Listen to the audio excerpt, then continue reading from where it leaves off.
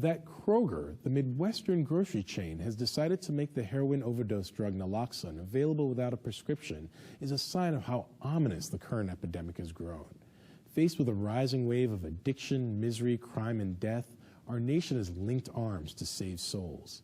Senators and CEOs, Midwestern pharmacies, and even tough-on-crime Republican presidential candidates now speak with moving compassion about the real people crippled by addiction.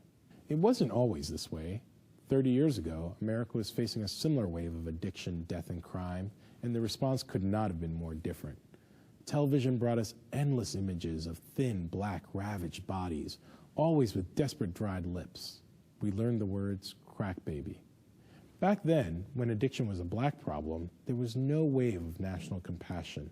Instead, we were warned of super predators, young, faceless black men wearing bandanas and sagging jeans. No matter how far from our lives crack was, we're guilty by association. By the time I was in college in the early 1990s, my short dreadlocks meant older women would cross the street to avoid me. African Americans were cast as pathological. Their plight was evidence of collective moral failure, of welfare mothers and rock-slinging thugs, and a reason to cut off all help. Blacks would just have to pull themselves out of the crack epidemic. Until then, the only answer lay in cordoning off the wreckage with militarized policing.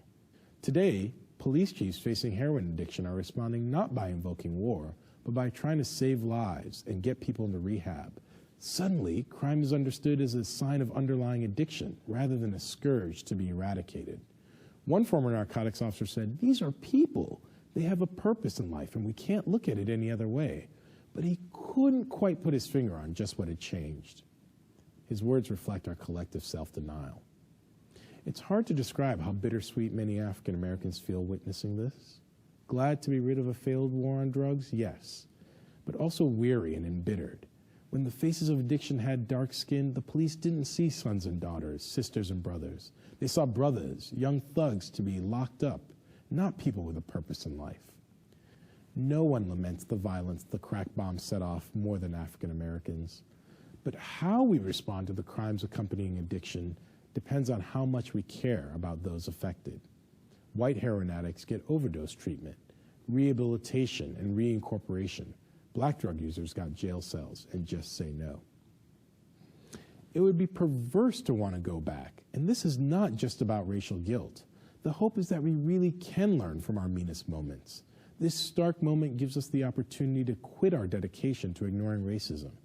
Next time we, or even you, are faced with an indictment of institutionalized racism, maybe we can swallow the knee-jerk dismissal or the condescending finger-wagging and imagine if you would accept such treatment of your own.